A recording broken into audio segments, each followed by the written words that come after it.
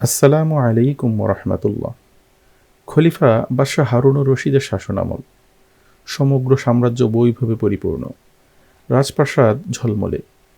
অথচ শহরের এক কোনায় ছিল এক অদ্ভুত মানুষ, বাহলুল নামে পরিচিত। লোকেরা যাকে পাগল বলতো, কিন্তু তার অন্তরের গভীরে লুকিয়ে ছিল এমন এক প্রজ্ঞা যা সাধারণ দৃষ্টিতে ধরা পড়ে না। বাহলুলের বেশিরভাগ সময় কাটত কবরস্থানের নিস্তব্ধতায়। দিনের পর দিন তিনি সেখানে বসে থাকতেন, কখনো ধ্যানমগ্ন, কখনো নিঃশব্দে মাটির দিকে তাকিয়ে। একদিন বাদশাহ তার বাহিনীসহ সেই পথ দিয়ে যাচ্ছিলেন। চোখে পড়তেই তিনি ডাক দিলেন, বাহলুলু, ওহে পাগল, তোমার কি কখনো জ্ঞান ফিরবে না? বাদশাহের কণ্ঠে বিদ্রুপের সুর।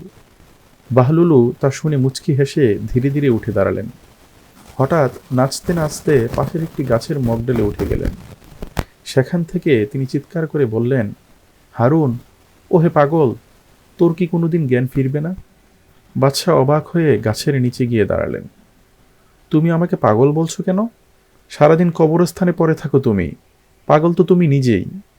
বাহলুলু শান্ত কণ্ঠে বললেন, না হারুন, আমি বুদ্ধিমান। বাদশাহ বিস্মিত হয়ে জিজ্ঞেস করলেন, কিভাবে? বাহলুলু আঙ্গুল তুলে রাজপ্রাসাদের দিকে ইঙ্গিত করলেন। ওই রঙিন দালান, এটা ক্ষণিকের বাসা মাত্র।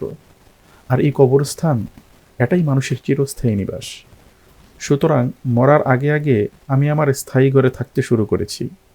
কিন্তু তুমি তুমি আঁকড়ে ধরেছ ওই সাজানো প্রাসাদকে, আর এই চিরস্থায়ী ঘরকে এড়িয়ে চলছ, এটা জানার পরেও যে একদিন এই কবরই হবে তোমার শেষ ঠিকানা। এরপর তিনি প্রশ্ন করলেন, এখন বলো, আমাদের মধ্যে কে পাগল? এই কথা শুনে বাদশার হৃদয় কেঁপে উঠল, চোখ ভিজে গেল, দাড়ি অশ্রুতে ভিজে গেল তার।